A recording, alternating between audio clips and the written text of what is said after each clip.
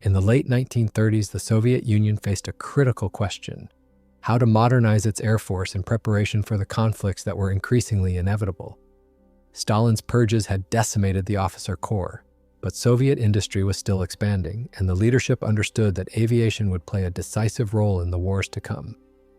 The Red Air Force relied heavily on aircraft like the Tupolev SB bomber, fast for its time but already showing its age by 1939.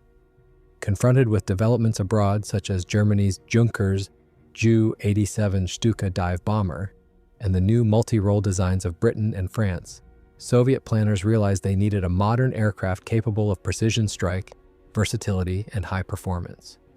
The origins of what would become the Pe-2 began not with a bomber at all, but with a high-altitude fighter project. In 1938, Vladimir Petlyakov, one of the Soviet Union's most skilled designers, was imprisoned during the purges and placed in a sharashka, a prison labor design bureau. There, he was ordered to work on the Vi-100, a twin-engine, pressurized high-altitude fighter intended to intercept bombers at extreme altitudes. The Vi-100 was innovative for its time. It incorporated a fully enclosed cockpit, turbo-supercharged Klimov engines, and advanced aerodynamics. By early 1939, the first prototypes of the Vi-100 demonstrated impressive performance, reaching speeds over 600 kilometers per hour. An extraordinary figure for a twin-engine aircraft of that era. Yet strategic realities changed. The Soviet Union, observing German successes in precision bombing during the Spanish Civil War, concluded that what it needed most was not a high-altitude interceptor, but a dive bomber capable of striking fortified positions, bridges, and supply nodes with accuracy. In late 1939, the decision was made to transform the Vi-100 into a dive bomber. This was no minor modification. It required redesigning the fuselage, eliminating the pressurization system, adjusting the structure to handle dive stresses, and incorporating bomb bays. The new project was given to Petlyakov's team under the strict supervision of the NKVD, with orders to deliver a prototype rapidly. The redesign produced the PB-100, soon renamed the Pe-2 in honor of Petlyakov. It retained the speed and aerodynamic efficiency of the V-100, but was adapted for bombing roles. The aircraft could carry up to 600 kilograms of bombs internally and additional loads externally. Dive brakes were installed under the wings, allowing it to execute steep dive attacks with accuracy comparable to the Ju-87, but with far greater speed to escape interception. Defensive armament included several Shk-AS machine guns, later upgraded to 12.7mm UB guns to protect against enemy fighters. The Pe-2 thus emerged not just as a bomber, but as a hybrid, part fighter, part attack aircraft, and part precision strike platform. It was fast enough to compete with enemy fighters, agile enough to maneuver defensively, and powerful enough to deliver payloads against a wide range of targets. By 1940, the first prototypes were tested, and the Soviet leadership immediately recognized the aircraft's potential. Production orders were placed before the aircraft had even completed its full trial program, a testament both to its promise and to the desperate urgency of the times. The transformation from the VX-100 to the Pe-2 symbolized both the adaptability of Soviet designers under duress and the broader pressures of pre-war Soviet strategy. The USSR had limited time to prepare for the storm of conflict, and the Pe-2 represented an attempt to leap forward technologically, creating a bomber that could match or surpass the Luftwaffe's tactical assets. When Germany launched Operation Barbarossa in June 1941, the Pe-2 was only just entering service. But its story as the most important Soviet dive bomber was about to begin. The Pe-2 entered its prototype and testing era under conditions of intense pressure. The transformation from the Vi-100 high-altitude fighter to the PB-100 dive bomber was far more complex than Soviet authorities had initially assumed. Structural reinforcement was necessary to ensure that the airframe could endure the stresses of steep dive attacks, while the addition of bomb bays and dive brakes altered the aircraft's aerodynamics. Engineers had to balance speed with stability, creating an aircraft that could not only dive with precision but also climb out quickly under combat conditions. The first prototype, completed in late 1939, quickly demonstrated that the design retained the high speed of its predecessor.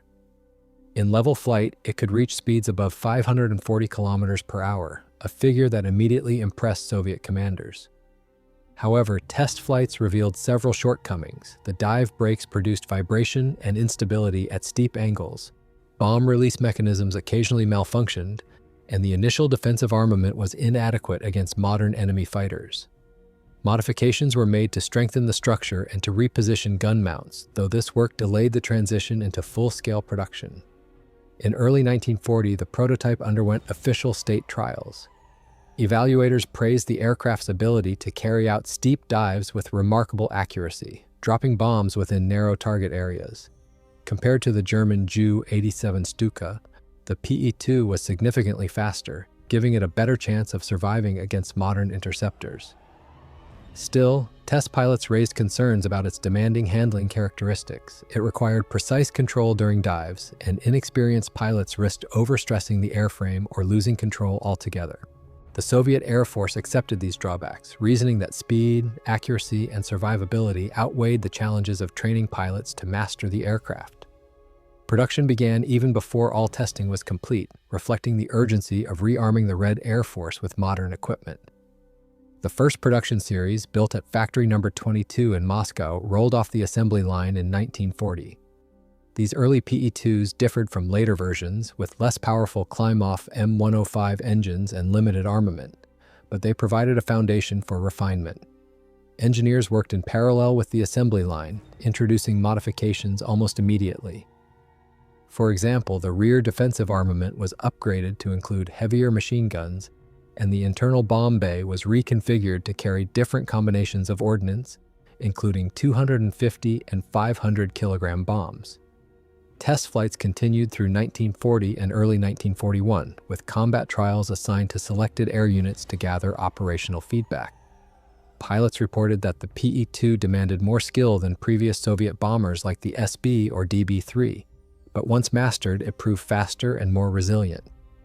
Its agility surprised many, and in emergencies, crews discovered that the Pe-2 could even be flown like a heavy fighter, engaging in defensive dogfights when necessary. These attributes reassured commanders that the aircraft could stand up to the modern Luftwaffe. By mid-1941, as the threat of German invasion loomed larger, the Soviet Union accelerated production of the Pe-2. Dozens of aircraft were delivered to frontline units just before Operation Barbarossa began. However, many crews were still unfamiliar with the type, and training programs lagged behind production. Aircraft often reached squadrons without adequate manuals or spare parts, forcing pilots and mechanics to learn under combat conditions. Despite these challenges, the Pe-2 was recognized as a technological achievement. It represented one of the few Soviet designs that could match Western standards of speed and accuracy, and it gave the Red Air Force a dive bomber capable of striking precision targets at a time when older designs were increasingly vulnerable. Its testing era demonstrated not only the strengths of Soviet engineering, but also the compromises demanded by urgency. By the summer of 1941, the Pe-2 was no longer just a prototype. It was entering the war as the Soviet Union's most advanced bomber. When Operation Barbarossa began in June 1941, the Pe-2 was still in the process of entering full-scale service. Only around 458 examples had been delivered to the Red Air Force by the time German forces crossed the border, and of these, many were still being assembled, transferred, or undergoing initial familiarization with frontline units. This limited deployment meant that the Pe-2 could not alter the immediate outcome of the Luftwaffe's devastating first strikes, yet it marked the beginning of the bomber's combat career. The first squadrons to receive the Pe-2 were attached to mixed bomber and reconnaissance regiments. These units quickly learned both the strengths and limitations of the aircraft under combat conditions. Its speed proved invaluable. At altitudes between 3,000 and 5,000 meters, the Pe-2 could outpace most German fighters when diving away. This allowed crews to survive encounters that would have been fatal in slower aircraft such as the SB or DB-3. However, the aircraft's handling was demanding, and inexperienced pilots sometimes failed to execute dive attacks correctly, releasing bombs too late or losing control under steep angles. Early missions often involved striking bridges, troop concentrations, and supply columns in the path of advancing German divisions. The Pe-2's ability to deliver precision strikes against these targets distinguished it from other Soviet bombers. In July 1941, several Pe-2 regiments were ordered to attack German crossings over the Dnieper, managing to inflict serious damage despite heavy anti-aircraft fire. Reports noted that the aircraft could carry out dive attacks with accuracy comparable to the Ju-87, while its speed allowed it to escape interception more effectively. The integration of the Pe-2 into frontline units was not without problems. Shortages of spare parts, inadequate training programs, and the rapid pace of the German advance meant that aircraft were often grounded for maintenance or lost on improvised airfields. Mechanical issues with the Klimov M105 engines also plagued early production runs, particularly when flown at maximum power for extended periods. Nevertheless, crews valued the aircraft's durability, noting that Pe-2s frequently returned to base with significant battle damage. By the autumn of 1941, as the Red Army fought desperately to hold Moscow, Pe-2 regiments played a growing role in precision bombing against German supply hubs and artillery positions. At times, the aircraft were also pressed into reconnaissance duties, taking advantage of their speed to photograph enemy lines. Soviet commanders began to recognize the Pe-2 as one of the few assets capable of striking quickly and accurately at high-value targets, even under difficult conditions. The reactions of pilots and commanders reflected this dual reality. The Pe-2 was both highly capable and highly demanding. Experienced crews praised its maneuverability and survivability, comparing it favorably with foreign aircraft. Some even described it as a fighter with bombs, emphasizing its speed and agility. Yet training new crews to handle its complexity required time and resources that were often unavailable.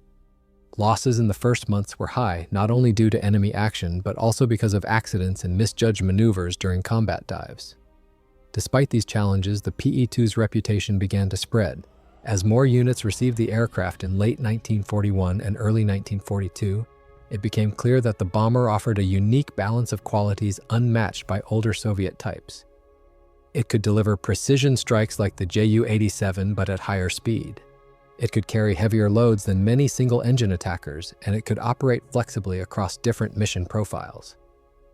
For a Red Air Force still reeling from catastrophic losses, the Pe-2 represented a glimpse of technological parity with the Luftwaffe. By early 1942, the Pe-2 was firmly integrated into Soviet bomber aviation. Regiments equipped with the type were reorganized into dedicated dive bomber divisions tasked with supporting large-scale ground offensives. From this point onward, the aircraft would become central to Soviet tactical aviation, shaping the air war on the Eastern Front through its speed, versatility, and ability to strike with precision in an environment dominated by attrition and constant adaptation. As the war entered its second year, the Pe-2 became increasingly central to Soviet operations. By 1942, production had accelerated, and more regiments were being re-equipped with the bomber. The aircraft's combination of speed and precision made it an asset in both offensive and defensive campaigns, and it quickly developed a reputation among German troops as a dangerous opponent. In contrast to the slow, vulnerable SB bombers, the Pe-2 could arrive over a target at high speed, deliver its payload with accuracy, and evade interception before German fighters could react. The first large-scale test of the Pe-2 as a frontline strike platform came during the Soviet counteroffensives around Moscow in late 1941 and early 1942. Regiments armed with the Pe-2 supported Red Army troops by targeting artillery batteries, supply depots, and German troop concentrations. Pilots began refining dive bombing techniques, often attacking from altitudes of 2,000 to 3,000 meters, entering steep dives, and releasing bombs at around 800 meters to maximize accuracy. While losses remained significant due to concentrated German flak, the accuracy of the Pe-2's attacks distinguished it from older Soviet bombers, which relied more on area bombing. During the summer campaigns of 1942, including the battles leading up to Stalingrad, Pe-2 units were employed intensively against German logistics. Rail lines, bridges, and fuel depots were frequent targets. The bomber's speed allowed it to operate without heavy fighter escort in some missions, though Luftwaffe interceptions remained a constant threat. German pilots, particularly those flying the Messerschmitt Bf 109F, noted the difficulty of engaging Pe-2s effectively. The bomber could dive at speeds over 700 kilometers per hour, making pursuit dangerous even for single-engine fighters. Crews often used this capability to escape when caught at a disadvantage. The Pe-2 was not limited to dive bombing.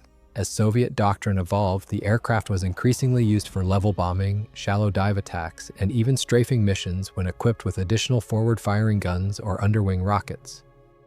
This adaptability allowed commanders to assign it to a wide range of operations, from interdiction deep behind German lines to direct battlefield support. The aircraft's relatively heavy defensive armament, by 1942 often including 12.7mm UB machine guns in dorsal and ventral positions, also gave crews more confidence when facing German fighters. Despite its strengths, the Pe-2 faced challenges in this period. Training remained a persistent issue.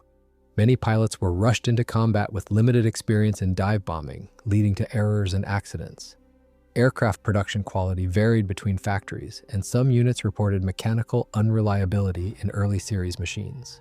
Nevertheless, the rapid expansion of production ensured that by the end of 1942, hundreds of Pe-2s were in frontline service, making it the most numerous Soviet dive bomber of the war. The turning point for the Pe-2's combat reputation came during the Battle of Stalingrad. There, large formations of Pe-2s played a decisive role in disrupting German supply lines on the Volga and attacking concentrations of German troops in the city. In coordinated strikes with ground forces, Pe-2 regiments carried out precision attacks against strongpoints and artillery positions, often at great risk. Losses were heavy, but their effectiveness was undeniable.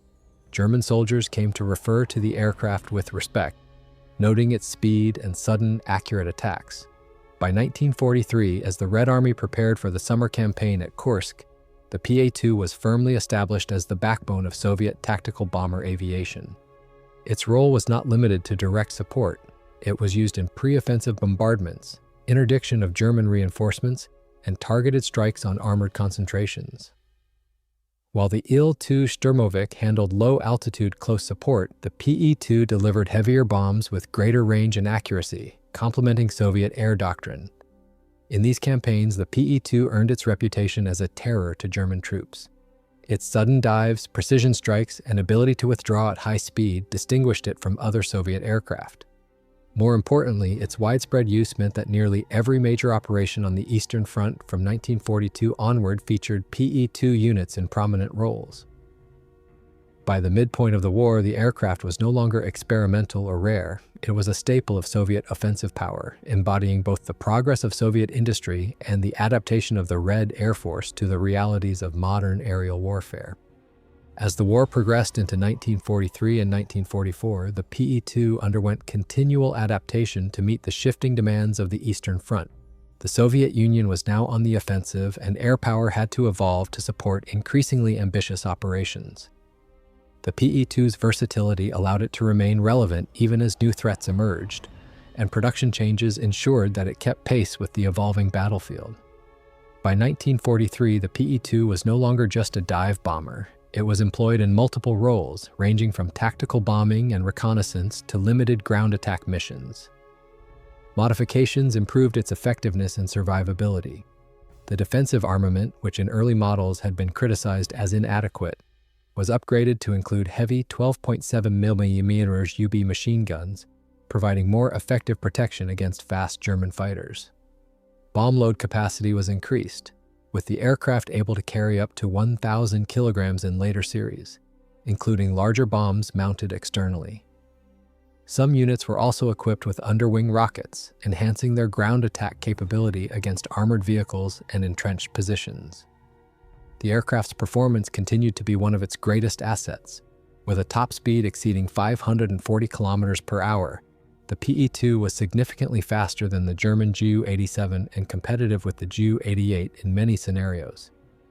This speed allowed it to survive missions that would have been deadly in slower aircraft. Soviet commanders increasingly relied on the Pe-2 not only for precision strikes but also for medium-altitude bombing runs in mass formations, tactics designed to saturate German defenses and overwhelm their ability to respond. One important variant was the Pe-2FT, introduced in 1942 and produced in large numbers throughout the war. This version featured simplified production methods, improved armament, and better reliability. The Pe-2FT became the standard frontline bomber, flown by most dive bomber divisions. Another variant, the Pe-3, was developed as a long-range heavy fighter and reconnaissance platform, equipped with additional forward-firing armament and extended range. Although less numerous, the Pe-3 demonstrated the flexibility of the Pe-2's airframe and its ability to serve beyond the dive-bombing role. Reconnaissance versions of the Pe-2 were also widely used. These aircraft carried advanced photographic equipment, often operating at high speed and medium altitudes to map German defenses before major offensives. Such missions were critical in preparation for operations like Kursk in July 1943, where accurate intelligence allowed Soviet commanders to plan defensive and offensive measures with unprecedented detail. Pilot training improved significantly by 1943. Earlier in the war, inexperienced crews had often struggled with the demanding handling of the Pe-2, but by this stage, Soviet air schools had developed standardized training programs specifically for dive bombing and formation tactics. This professionalization greatly enhanced the effectiveness of Pe-2 units in combat. Crews learned how to conduct coordinated dives, release bombs simultaneously for maximum effect, and use speed to minimize exposure to German fighters and flak. International comparisons highlight the Pe-2's strengths and limitations. Unlike the Ju-87, it could not achieve the extreme precision of vertical dives at low altitude, but its speed and survivability were far superior. Against the British de Havilland Mosquito, the Pe-2 was slower and less versatile, but could carry heavier payloads and withstand greater punishment. These qualities made it an excellent fit for the conditions of the Eastern Front, where massed formations and sustained attrition defined the air war. By 1944, the Pe-2 was being produced in greater numbers than ever before, with over 1,000 units built in that year alone. This ensured that Soviet air armies could deploy entire divisions of the bomber to support offensives such as Operation Bagration, the massive summer campaign that destroyed Army Group Center. Pe-2 regiments struck rail hubs, supply depots, and bridges with precision, crippling German mobility and enabling the Red Army's rapid advance. The adaptability of the Pe-2 also meant that it remained a frontline asset even as newer designs appeared. While the Tu-2 represented the future of Soviet medium bombers, the Pe-2 continued to serve in larger numbers simply because it was already in mass production and had proven effective. Its gradual evolution into heavier armed and more capable variants ensured that it would remain the backbone of Soviet bomber aviation until the end of the war. By late 1944, the Pe-2 had earned its reputation not only as a reliable dive bomber but as a multi-purpose combat aircraft. Its various adaptations reflected the Red Air Force's ability to innovate under pressure, turning a once specialized design into a truly versatile platform. In doing so, the Pe-2 demonstrated its enduring value as both a tactical weapon and a symbol of Soviet resilience in the air war. By the final year of the war, the Pe-2 had reached the peak of its operational maturity. It was no longer a new or experimental weapon, but a proven and trusted aircraft deployed in overwhelming numbers across the Eastern Front. More than 11,400 examples were built between 1940 and 1945, making it the most produced twin-engine Soviet bomber of the conflict. Its widespread use meant that in virtually every major Soviet offensive of 1944 and 1945, formations of Pe-2s played a critical role in shaping the battlefield. During Operation Bagration in the summer of 1944, the Pe-2 was heavily employed against German logistical networks. Precision strikes on railway junctions, bridges, and supply depots disrupted the mobility of Army Group Center, directly contributing to its destruction. Unlike area bombers that blanketed large zones, Pe-2 units targeted key nodes with accuracy, maximizing the effect of relatively small bomb loads. Reports from German commanders noted that supply lines were repeatedly crippled by fast twin-engine dive bomber, WANs, which could strike quickly and vanish before Luftwaffe fighters arrived in strength. In the Baltics and later in Poland, Pe-2 divisions supported advancing Soviet forces by neutralizing fortified positions. At Memel, Königsberg, and later in East Prussia, Pe-2s flew coordinated sorties to suppress artillery, strongpoints, and defensive bunkers. Their ability to dive with accuracy allowed them to hit positions near Soviet ground troops without excessive collateral damage, a quality that distinguished them from heavier bombers like the American B-17 or British Lancaster, which operated at higher altitudes and over broader areas. The aircraft also proved adaptable in urban warfare. During the Vistula-Oder offensive in January 1945, Pe-2 units struck German defensive belts along the river lines, supporting crossings by Soviet infantry and armor. Later, during the Battle of Berlin, Pe-2s were used against flak positions, railway yards, and troop concentrations within the city. Their agility allowed them to survive in heavily contested skies where German anti-aircraft defenses were dense and fighter coverage, though diminished, still dangerous. By this stage, tactics had evolved to maximize the bombers' effectiveness. Large formations of 20 to 40 Pe-2s flew in synchronized waves, diving onto targets in coordinated attacks. Fighter escorts, often Yak-9s or La-7s, provided additional protection against the few remaining Luftwaffe units. Loss rates dropped compared to the disastrous early years of the war, not only because of improved Soviet training and tactics, but also because the Luftwaffe was in decline, increasingly outnumbered and short of fuel. The Pe-2's contribution was not limited to the European front. In August 1945, during the Soviet invasion of Manchuria against Japanese forces, Pe-2s were deployed in precision strikes against fortified positions and transportation hubs. Their missions demonstrated the bombers' flexibility in entirely different theaters, though by then the outcome of the war in Asia was already sealed. As the war ended, the Pe-2 stood as a symbol of Soviet air power's evolution. Initially rushed into service under chaotic conditions, it had matured into a refined and reliable combat aircraft. It complemented the Il-2 Sturmovik in close support and the Tu-2 in medium bomber roles, occupying a crucial middle ground as a fast, versatile dive bomber. Its endurance in frontline service until the very end of hostilities underscored its adaptability and effectiveness. Yet the story did not end in 1945. In the immediate post-war years, the Pe-2 remained in widespread use. The Soviet Air Force kept large numbers in service until replaced by jet-powered designs, while Allied nations including Poland, Czechoslovakia, Hungary, Yugoslavia, and China received Pe-2s as part of Soviet military aid. These exports ensured that the aircraft would remain active into the late 1940s and even early 1950s, extending its legacy well beyond the Second World War. By the time production ceased, the Pe-2 had proven itself as one of the most important Soviet aircraft of the conflict. It combined speed, accuracy, and versatility in a way that few other bombers of the era could match. While it lacked the heavy bomb load of Western four-engine bombers or the extreme precision of specialized dive bombers, it represented a uniquely Soviet balance. A fast, agile twin-engine machine capable of adapting to the brutal demands of the Eastern Front. In legacy, the Pe-2 was remembered by its crews as a difficult but rewarding aircraft. Demanding in training and unforgiving of mistakes, it nevertheless earned the respect of those who mastered it. To German troops, it was the Pe-2, a bomber whose sudden dives and swift departures left a lasting impression. And to historians, it remains the defining Soviet dive bomber of the Second World War, a machine that embodied both the struggles and the triumphs of Soviet wartime aviation. Beyond its wartime career, the Pe-2's legacy extended into the post-war years, shaping Soviet and Allied aviation while leaving a cultural imprint that endured long after its retirement.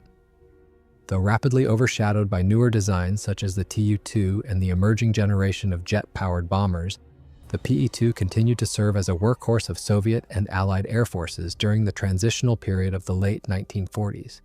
In the immediate aftermath of victory in 1945, the Soviet Union faced the task of reorganizing and modernizing its air forces. The Pe-2, produced in such large numbers, remained central to bomber aviation. Thousands of aircraft were still airworthy, and their crews had accumulated invaluable combat experience. As the Tu-2 began to enter service in greater numbers, the Pe-2 was gradually reassigned to secondary roles: training, reconnaissance, and auxiliary bombing duties. Nonetheless, it remained the most numerous twin-engine aircraft in the Red Air Force until the arrival of jet bombers in the late 1940s.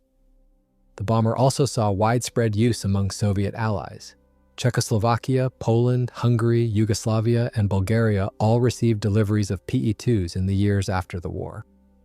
These transfers strengthened Warsaw Pact aviation before indigenous or Soviet-designed jet aircraft became widely available. For example, in Poland, the Pe-2 formed the backbone of bomber units until replaced by Ilyushin Il-28 jet bombers in the early 1950s. Similarly, in Czechoslovakia, Pe-2s were employed for reconnaissance and strike missions during training exercises, serving as a foundation for post-war air doctrine. In Yugoslavia, they were operated until political rifts with the Soviet Union led to their replacement by Western aircraft. China was another important recipient. After the founding of the People's Republic in 1949, Soviet military aid included deliveries of Pe-2s, which became the first modern twin-engine bombers in the People's Liberation Army Air Force. Chinese crews trained on the Pe-2 before transitioning to more advanced designs, and the bomber provided Beijing with a symbolic leap forward in its effort to modernize its air power. In addition to operational use, the Pe-2 served extensively as a training platform. Specialized variants, such as the Pe-2UT, were developed for training bomber crews in navigation, bombing, and gunnery. These versions lacked combat equipment, but provided thousands of new aviators with hands-on experience flying multi-engine aircraft. This role proved vital in the transition to the jet era, preparing crews for service on faster, more advanced bombers. The aircraft also had a cultural and symbolic legacy. Veterans remembered the Pe-2 as a challenging but respected machine. Its reputation as the Pe-2 became a familiar term in wartime memoirs, symbolizing both its ubiquity and its role as a reliable, if demanding, tool of victory. Many pilots recalled its speed as its greatest strength, describing how the aircraft could evade German fighters or execute daring dives that rivaled the precision of the Ju-87. At the same time, its complexity and unforgiving handling earned it a reputation as an aircraft that separated skilled crews from the inexperienced. In the broader history of aviation, the Pe-2 holds significance as the Soviet Union's first truly modern twin-engine bomber of the Second World War. It marked a departure from earlier designs like the SB and DB-3, combining speed, accuracy, and versatility in a way that aligned with emerging concepts of multi-role combat aircraft. Its influence can be traced into later Soviet bomber doctrine, which emphasized flexibility and survivability alongside striking power. By the early 1950s, however, the Pe-2's service was largely over. Jet propulsion had rendered piston-engine bombers obsolete, and newer aircraft such as the Il-28 and Tu-16 carried heavier payloads at higher speeds and altitudes. Most Pe-2s were scrapped or relegated to reserve storage, with only a handful preserved as museum exhibits. Today, surviving examples in Russia, Eastern Europe, and China stand as reminders of the aircraft's central role in one of the largest and most brutal air wars in history. In legacy, the Pe-2 occupies a distinct place among Second World War aircraft. While Western histories often emphasize the heavy bombers of the United States and Britain, or the precision of German designs, the Pe-2 represented the Soviet solution, a fast, agile dive bomber capable of mass production and continuous adaptation. It was a weapon forged in urgency, matured in combat, and remembered as one of the Red Air Force's most important contributions to victory. Its enduring significance lies not only in its technical achievements, but in the way it embodied the Soviet approach to war, practical, resilient, and uncompromising in its demand for results.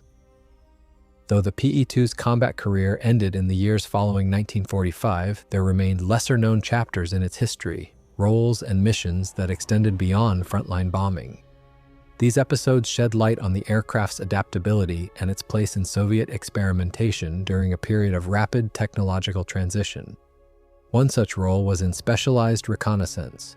From the outset, certain Pe-2s were modified to carry advanced photographic equipment, enabling them to conduct mapping missions deep behind German lines. After the war, this capacity was retained and expanded.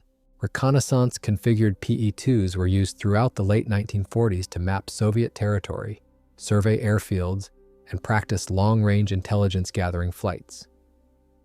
In some Warsaw Pact states, Pe-2 reconnaissance versions served into the 1950s until more advanced jet aircraft replaced them. Another forgotten chapter was the use of Pe-2s in testing experimental technologies.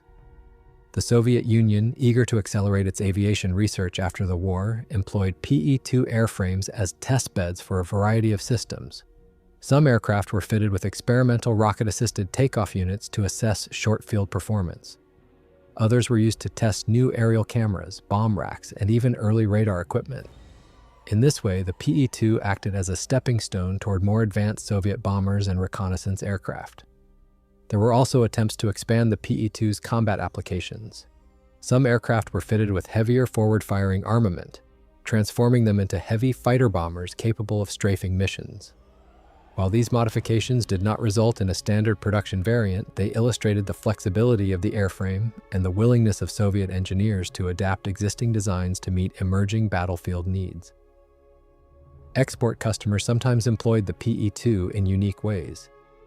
In Czechoslovakia, for example, locally operated Pe-2s were adapted to function in night bombing roles, flying harassment missions and training exercises that simulated potential NATO attacks. In Yugoslavia, Pe-2s were used not only as bombers but as multi-role platforms for reconnaissance and training, reflecting the limited resources of smaller air forces in the immediate post-war period. The aircraft also played a role in pilot and crew training long after its frontline service ended. Specialized Pe-2UT trainers were stripped of combat equipment and fitted with dual controls, allowing instructors to train bomber pilots in navigation, formation flying, and dive bombing techniques. This training pipeline ensured that thousands of aviators transitioned smoothly into the jet age, applying lessons learned on the Pe-2 to aircraft such as the Il-28 and Tu-16. Even in cultural memory, lesser-known stories of the Pe-2 survive. Soviet veterans often recalled how the aircraft, demanding in its handling, instilled discipline and precision in its crews. Some memoirs describe how dive bombing in the Pe-2 required exact timing and coordination, especially in poor weather or under fire. Failures in execution could be catastrophic, but successful attacks earned the respect of both comrades and enemies. German soldiers frequently remembered the sudden appearance of Pe-2 formations, their dives punctuated by the whistling of bombs and the roar of engines as they climbed away. By the mid-1950s, the Pe-2 had largely disappeared from active service. Most examples were scrapped, their parts recycled into the Soviet industrial machine. Yet a handful survived as instructional airframes, museum pieces, or monuments. Today, preserved Pe-2s stand in aviation museums in Russia, Ukraine, and other former Soviet republics, reminders of an aircraft that served in vast numbers yet left relatively few physical survivors. These overlooked chapters, reconnaissance, training, experimental work, and post-war foreign service, reveal the broader significance of the Pe-2 beyond its wartime reputation. While remembered primarily as a dive bomber that terrorized German troops, it was also a flexible airframe that contributed to Soviet aviation research, Cold War training, and Allied Air Force development. In this way, the Pe-2 story extends further than the battlefield, bridging the gap between wartime urgency and post-war innovation. As the Pe-2 faded from active inventories, its historical evaluation began, both within the Soviet Union and abroad. Unlike Western bombers, which often entered popular culture through films or memoirs, the Pe-2 was remembered primarily through veterans' accounts and military histories, many of which emerged decades later.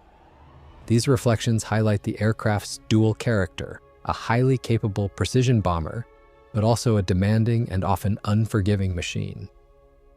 For Soviet pilots and crews, the Pe-2 left mixed impressions. Many respected its speed and survivability, qualities that saved lives in combat against the Luftwaffe. Pilots emphasized that, unlike slower bombers, the Pe-2 gave them a fighting chance against German interceptors. Its agility even allowed some crews to perform defensive dogfights when necessary, something unimaginable for heavy bombers of the era. At the same time, its high wing loading and complex handling made it dangerous for inexperienced airmen. Numerous training accidents in 1941-1942 stemmed not from enemy action, but from the steep learning curve of mastering dive bombing techniques in a high-performance twin-engine aircraft. Commanders valued the Pe-2 for its versatility. It was one of the few Soviet designs that could operate as a true multi-role platform. Dive bomber, level bomber, reconnaissance aircraft, and even heavy fighter in some adaptations. This flexibility aligned well with Soviet doctrine, which often required aircraft to serve across multiple mission profiles due to limited resources. Historians have since noted that this versatility distinguished the Pe-2 from many contemporaries, making it more comparable to the British Mosquito than to the German Ju-87. From the perspective of the Wehrmacht, the Pe-2 became a symbol of the Red Air Force's growing capability. German intelligence reports often referred to fast twin-engine bombers, disrupting supply lines and striking with increasing frequency. The aircraft's speed and diving attacks made it difficult to counter, and by 1943, German ground forces had learned to associate the Pe-2 with sudden, accurate strikes on bridges, convoys, and strongpoints. This psychological effect contributed to its reputation as one of the most feared Soviet bombers on the Eastern Front. In the decades following the war, Soviet historians celebrated the Pe-2 as an instrument of victory.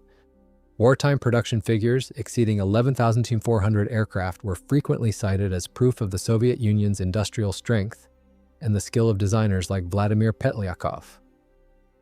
Yet in official narratives, the bomber was often overshadowed by the Il-2 Sturmovik, which became the centerpiece of Soviet propaganda as the flying tank of the Red Army. Only in later scholarship did the Pe-2's unique role as a precision dive bomber gain fuller recognition. Abroad, the Pe-2 was less well known. Western accounts of the air war on the Eastern Front often emphasized German aircraft, or focused on Soviet fighters like the Yak-3 or La-7. Only gradually did historians acknowledge that the Pe-2 had been the most widely used Soviet twin-engine bomber, forming the backbone of tactical bombing from 1941 to 1945. Comparative studies in the late 20th century placed it alongside the Ju-88 and Mosquito as one of the most versatile bombers of the war, though with distinct Soviet characteristics shaped by the harsh realities of the Eastern Front. Today, the Pe-2's memory survives through preserved aircraft, museum exhibits, and the writings of veterans. Surviving examples in Russia, Ukraine, and other countries stand as rare reminders of a design produced in massive numbers but mostly lost to the scrapyards of post-war modernization. Documentaries and modern research have highlighted the extraordinary circumstances of its creation. Born from the redesign of a high-altitude fighter under the direction of a designer imprisoned in a sharashka, and transformed into a bomber that became indispensable to the Soviet war effort. The historical debate continues regarding whether the Pe-2 was the best use of Soviet resources. Some argue that its demanding handling and complex design strained training programs and production capacity, while others point out that its performance and versatility made it irreplaceable until newer designs like the Tu-2 arrived. Regardless of these debates, consensus exists that the Pe-2 represented a decisive step forward for Soviet bomber aviation, bridging the gap between pre-war concepts and the modern, high-speed bombers of the late war period. In historical memory, the Pe-2 occupies a space that is both central and understated. It was never as celebrated as the Il-2 or as glamorous as Soviet fighters, but for the soldiers on the ground and the airmen who flew it, the Pe-2 was indispensable. It was the aircraft that gave the Red Army precision strike capability that harassed German logistics and that helped shape the battlefield from Moscow to Berlin. Its legacy, while quieter than some, is no less vital to understanding the Soviet contribution to air power in the Second World War. In the final analysis, the Pe-2's story illustrates not only the evolution of Soviet military aviation during the Second World War, but also the broader themes of resilience, adaptation, and industrial capacity under extreme conditions. It was conceived in urgency, born from the reconfiguration of the Sich-100 high-altitude fighter into a dive bomber, at a time when the Soviet Union desperately needed a modern precision strike aircraft. Despite the turbulence of its introduction, rushed training, incomplete technical refinement, and the chaos of 1941, it matured into one of the most important aerial weapons of the Red Air Force. The Pe-2's significance can be measured in several dimensions. Operationally, it served as the backbone of Soviet twin-engine bomber aviation throughout the conflict. With more than 11,400 built, it became the most numerous aircraft of its class on the Eastern Front. In every major Soviet campaign, from the defense of Moscow to the destruction of Army Group Center in Operation Bagration, and finally in the assault on Berlin, formations of Pe-2s provided essential support. Their strikes against bridges, depots, troop concentrations, and fortified positions were coordinated with ground offensives, amplifying the effectiveness of Red Army operations. Technologically, the Pe-2 marked a turning point in Soviet design philosophy. It was faster and more agile than any previous Soviet bomber, comparable in speed to contemporary fighters, and capable of diving attacks that increased accuracy far beyond traditional level bombing. It embodied the principle of survivability through speed, a concept that would influence later designs, including the Tu-2 and post-war jet bombers. At the same time, its complexity highlighted the limitations of Soviet training and logistics in the early war years, serving as a reminder that technology alone could not offset the challenges of rapid mobilization. Culturally, the Pe-2 occupied a distinctive space in Soviet wartime memory. Known affectionately and sometimes fearfully by crews as the Pe-2, it became a symbol of skill and professionalism. To German troops, it was an aircraft associated with sudden, precise strikes, feared for its ability to appear unexpectedly and deliver bombs with accuracy before climbing away.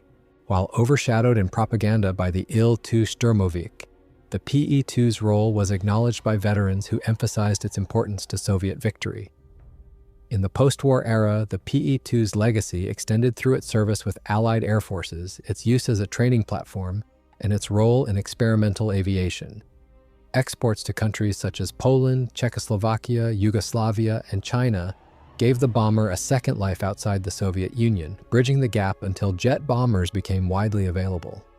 Within the USSR, it prepared a generation of aviators for the transition to the jet age, while also contributing to research and development in aerial technology. Today, surviving Pe-2s in museums stand as physical reminders of its contribution. Though most airframes were scrapped by the 1950s, restored examples allow historians and the public to appreciate the aircraft's sleek design and engineering achievements. Scholarly research continues to explore its impact, often comparing it with Western counterparts like the British Mosquito or German Ju-88.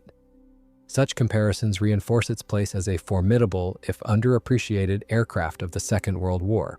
Ultimately, the Pe-2 embodies the Soviet wartime experience itself, forged under duress, tested in brutal conditions, and constantly adapted to meet the demands of total war. Its combination of speed, versatility, and mass production made it indispensable in the struggle against the Wehrmacht. While it may never have achieved the fame of other iconic aircraft, its legacy as the most important Soviet twin-engine bomber remains secure. The Pe-2 was the dive bomber that terrified the Wehrmacht, the precision weapon that shaped countless battles, and the machine that carried the Soviet Union's air war from the desperate defense of 1941 to the triumphant offensives of 1945.